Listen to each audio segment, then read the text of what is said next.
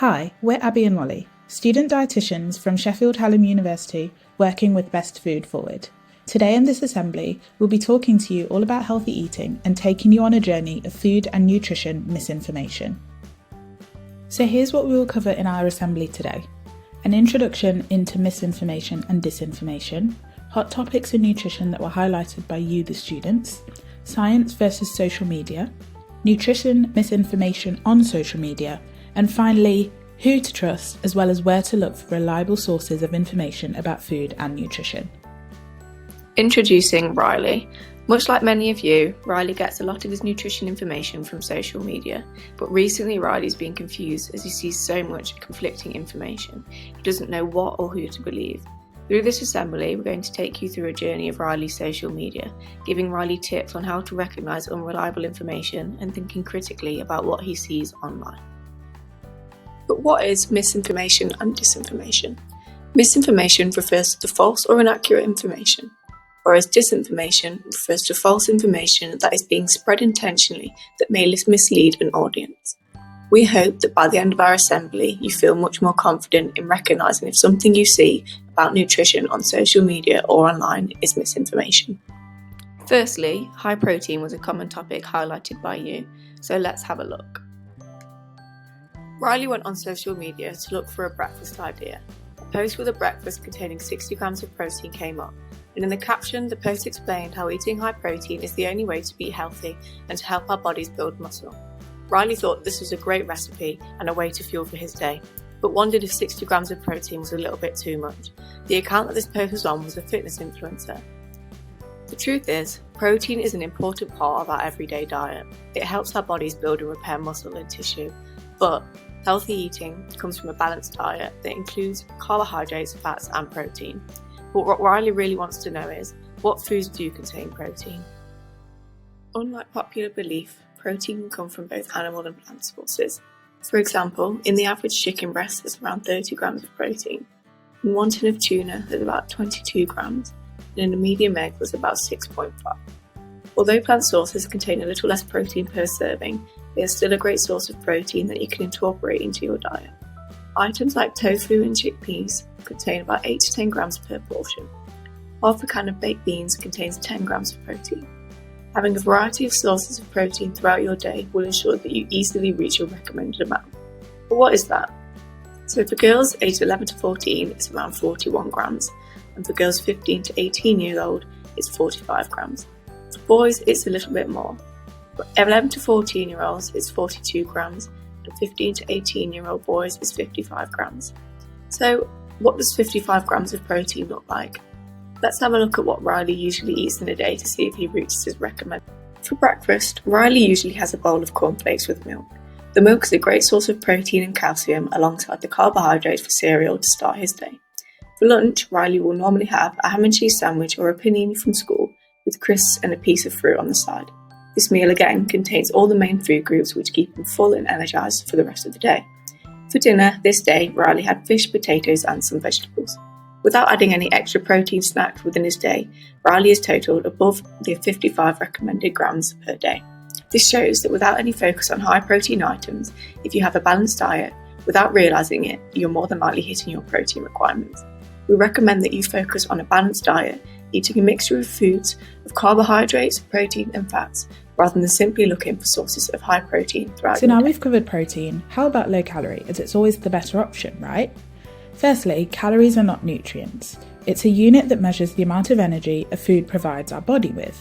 Our body then uses this energy to do things like breathing, moving and thinking. Every food we eat contains a different amount of calories. Some foods have more than others. The amount of calories we should consume daily varies from person to person and is based on a number of factors like your age, gender and physical activity levels. Riley comes across a post of someone sharing their low-calorie meal inspo. Riley assumes that this person must be healthy as they are eating low-calorie foods. This actually isn't always the case. Not all low-calorie foods are healthy, as sometimes they lack essential nutrients that our body needs. For example, Diet Coke has 0 calories, but not much of anything else, like protein and fibre. whereas foods like salmon have more calories but also provide our bodies with protein and omega-3s. Whilst it's fine to be aware of the calories we are consuming, a balanced diet should include a wide range of foods that contain different nutrients and enough calories to keep us full and energised. We've talked about high protein and low calorie foods, but what about the rest? Well, let's take a look at some other foods and how nourishing they are to our bodies. Highly nourishing foods usually contain things like protein for muscle growth and repair, carbohydrates for energy, fibre for gut and bowel health, as well as dairy for calcium and bone health. These are all essential nutrients that our body needs to function well. These foods will provide us with more nutrients per bite, even if they are not necessarily low in calories. They will also keep us feeling fuller for longer and support our bodily functions. Other foods, like burgers and crisps, still contain some amount of nutrients like carbohydrates and protein, but they are also part of the high fat, salt and sugar group of foods, which we want to limit our intake of. A balanced diet should contain a range of nutritious foods from all the food groups without an overdependence on specific calories. Remember, people eat food, not calories, so it's still important to enjoy your food whilst being mindful of what you eat. Riley has been enjoying some snacks recently, but let's take a look at how we can level these up thinking about the nutrients they are providing. To a handful of nuts, we could add some cheese, or to a small chocolate bar, we could add some grapes. We could also add a fruit yoghurt pot to a bag of crisps, or an apple to some digestive biscuits.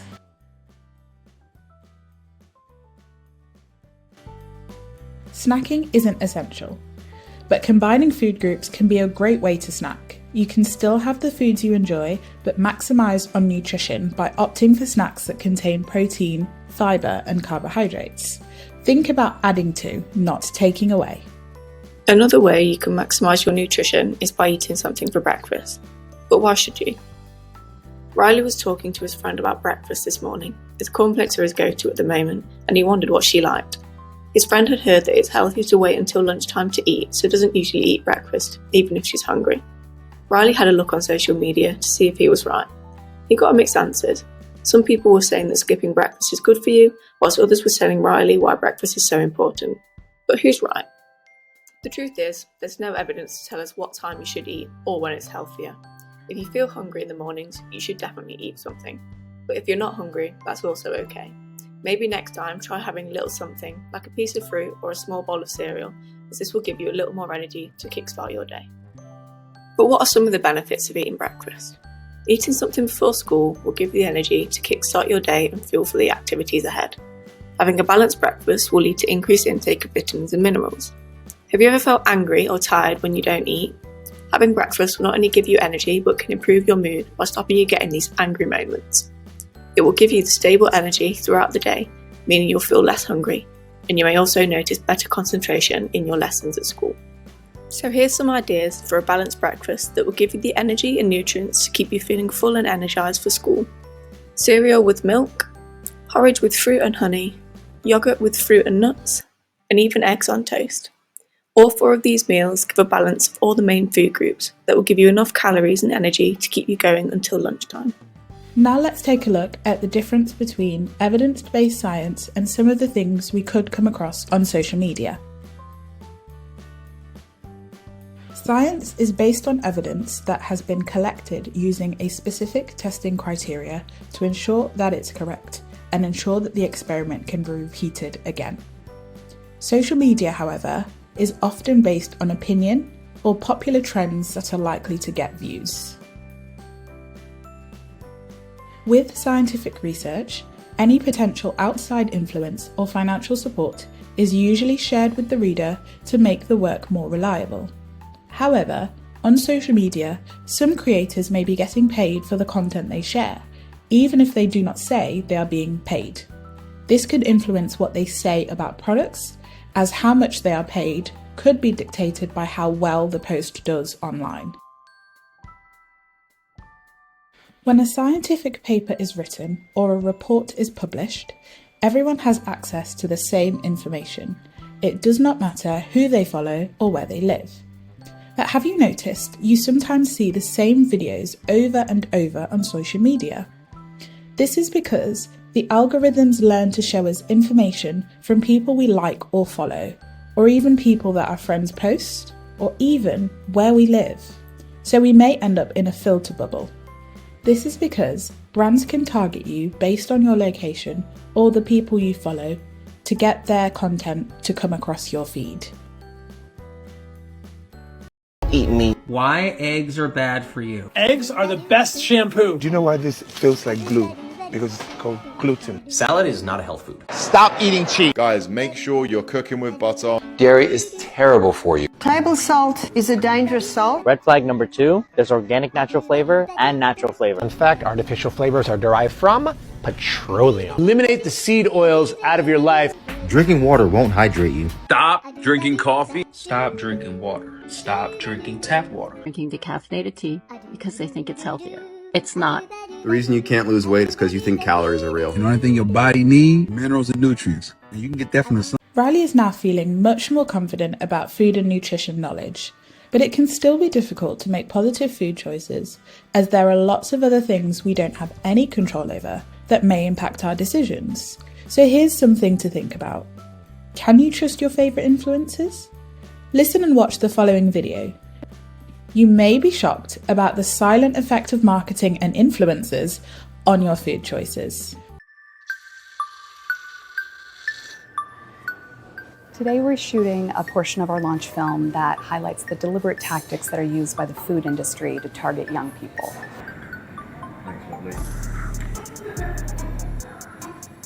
We have a food stylist here and a food photographer who are using techniques that are commonly used in the industry.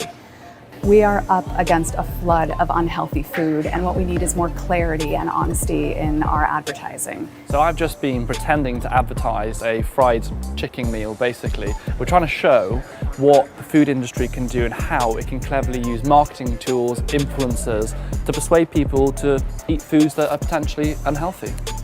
We should be encouraging people to have a healthy, balanced diet. And yes, of course, there's cheat days and having things maybe that are treats that are on occasions, but trying to avoid eating things all the time that are very unhealthy. So it's pretend diet. So we've just finished with our fake shoot. It's not something that I would usually do, but a lot of celebrities out there do this and get paid a lot of money to do this, to influence you guys to make the wrong choices. Oh, that's good. And this is how the big companies make profit. So don't be fooled by it. Start making sensible choices and be careful what you see online. It's not always the truth. Time for a quick game of myth versus facts. For the following statements, have a think to yourself. Is this a food myth or is this a food fact? Fresh fruit is healthier than frozen fruit. This is in fact a myth. Frozen fruit actually contains just as much nutrients as fresh fruit, as it is picked and frozen at its most ripe state, full of fibre, vitamins and minerals that are key for a balanced diet. Frozen fruit works great in your smoothies, on top of your favourite yoghurt bowls, or even in your porridge, so next time you're having those, give it a try. Frozen fruit lasts much longer in your freezer, meaning you'll likely waste less of it, and it's a cheaper option of that to fresh fruit. Eating more protein will make me stronger. Another food myth. Although, as we previously discussed, protein's function is to build and repair muscles, by simply eating more protein, you will not get stronger. Protein is essential for your muscles to grow, but having a balanced diet which contains sources of carbohydrates, our body's main source of energy, will give you the energy to do the activities that will then make you stronger. And finally, food high in fibre, like vegetables, should make up about a third of my dinner plate. You're right. This is a food fact. Like we see on the Eat Well guide, foods like vegetables should make up around a third of our dinner plate. This will give you the correct portion of vegetables to balance your plate alongside some carbohydrates and protein. This provides us with high amounts of fibre that will keep us feeling fuller for longer, whilst giving us the nutrients like vitamins and minerals to keep our gut and mind happy and healthy. It's not just branding and marketing. There are other ways we can get drawn to information online. So let's think about how we can spot red flags around food and nutrition information. Let's have a look at the following quotes and statements. Is there anything that sticks out to you as not being quite right? It can be difficult to tell, but here are a few things we can look out for. If a post is trying to sell you a supplement or product of any kind, it may mean that they have picked specific things that make their product seem a little better than it is. Quick fix claims, whilst you may see results initially, don't last very long and can be difficult to maintain. Over-restrictive diets that only focus on one single food group or eliminate other food groups are not recommended unless someone has a medical condition or allergy that limits them from having a particular food. Lastly, if something sounds too good to be true or there is no evidence to back it up, this is usually an indication of a red flag. A varied diet with an active lifestyle is the best way to maximise and maintain our health. The only people qualified to give personalised advice about food and nutrition are registered dietitians and registered nutritionists. So next time you're looking for food and nutrition information on social media, here's something to have a think about. Is the person getting paid for an advert or selling a product? Is there any evidence behind what the person is saying? And are they a qualified dietitian or registered nutritionist? For example, look at these 3 profiles. Each have their qualification credentials listed in their bio. It's important to look out for these when seeking nutritional information on social media. Remember that if you're confused about food or nutrition information that you've seen online, always feel free to ask your food and nutrition teachers for advice. It is important to make sure that the nutrition information that you gather from social media is correct. If not, it may affect your relationship with food and your thoughts around food. You could end up restricting important food groups from your diet, which may potentially lead to lower energy levels from not eating enough nutrients and calories, and ultimately, the mass amount of information can lead to confusion about what you should and should not be eating. Whilst it is important to question the things you sometimes see on social media, it can be a great place for lots of reasons. You can get access to recipe ideas, career ideas and insights from chefs and other food professionals, as well as exposure to diverse diets and cultures. Here are a collection of websites where you can get reliable information about food and nutrition. The NHS, Bite Back, the British Dietetic Association, government websites and reports, Best Food Forward, and the British Nutrition Foundation. So what has Riley learnt today? High protein and low calorie items does not always mean better. Not everything you read on social media and online about food and nutrition is correct. Be critical about what you're reading. Look out for credentials like RD or registered nutritionists, the people that we can trust. Reliable sources of information from places such as the BDA, NHS and government websites are available for you to read at any time. Food is neither good nor bad, it's about the balance. We hope you feel more confident in addressing the misinformation you see online and knowing where to look for the right things. Thanks for watching!